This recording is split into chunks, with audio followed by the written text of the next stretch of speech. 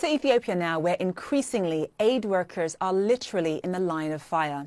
Getting food and medicine to the people who need it is near impossible as rebel forces and the Ethiopian military show no signs of calling a truce. Just this week, we learned that the World Food Programme has halted food distribution in the Ethiopian towns of Kombolcha and Dessie because staffers at warehouses are being robbed at gunpoint. Meantime, more than 9 million Ethiopians are wasting away.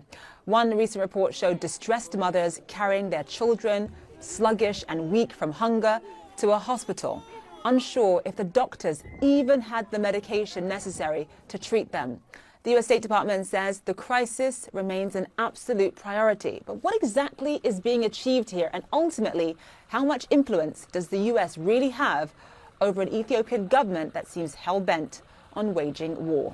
Time now for the exchange. US Congressman Brad Sherman recently tweeted, "What's unfolding in Ethiopia has all the makings of a genocide. We cannot wait for this to become another Rwanda before we take action."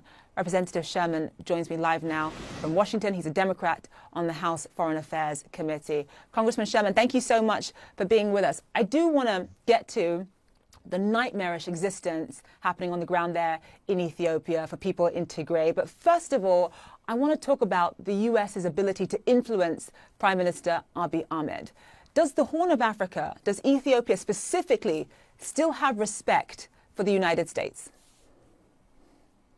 Well, I don't think Abiy's asking us for moral guidance. He's going to do what he's going to do.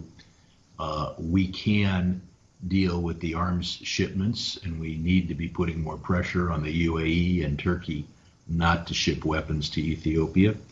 And we can more effectively demand that Eritrea allow aid shipments to go through their ports and to the people of Tigray, because yesterday was International Genocide Prevention Day. Today is Human Rights Day, and there's nothing more important than avoiding what could be one of the greatest disasters of this century in terms of the number of deaths that could occur from famine, starvation, and the diseases that go with it. In Tigray and elsewhere in Ethiopia. So just in terms of what the US could be doing to prevent more deaths, I mean, we've talked about the fact that there are 9 million people basically at risk of starvation on the ground as I speak. The US has imposed sanctions on Eritrea, but let's be honest, Eritrea is obviously low-hanging fruit. They barely have a relationship with the United States anyway.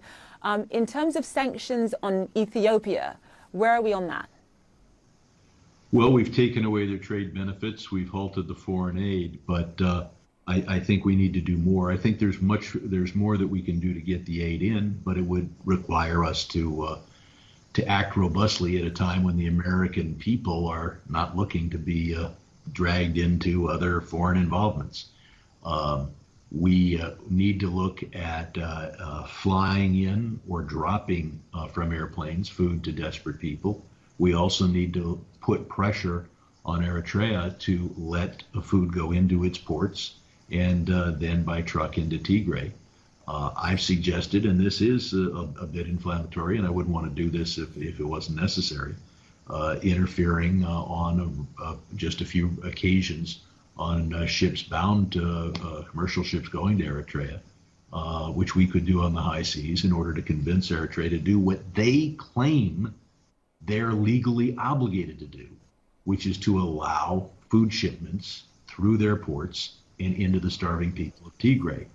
And in fact, while the Eritrean government, in response to my efforts, declared that they acknowledged that they had the legal responsibility to do that, the U.S. Embassy in Asmara, Eritrea's capital, declared that in fact Eritrea is blocking food aid.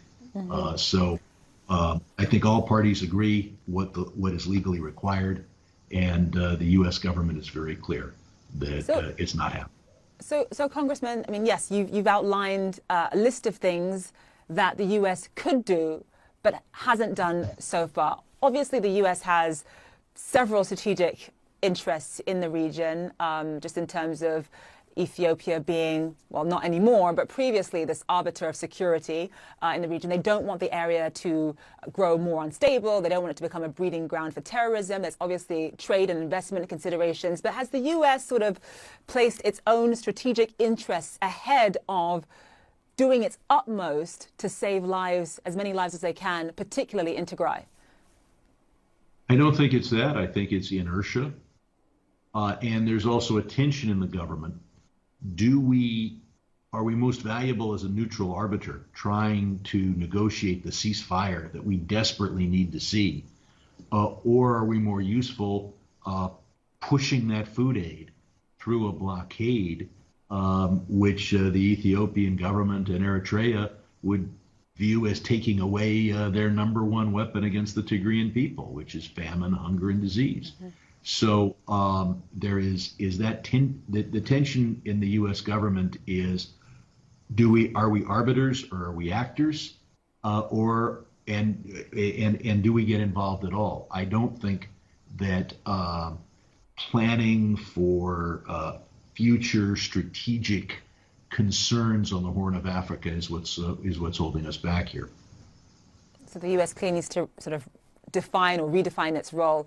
And you know, I'm being told that I actually have to run, but we're up against time, unfortunately. But Congressman Sherman, thank you so much for being with us. Appreciate you coming on the program. We need to get food to people. Right, absolutely. Congressman Sherman, thank you.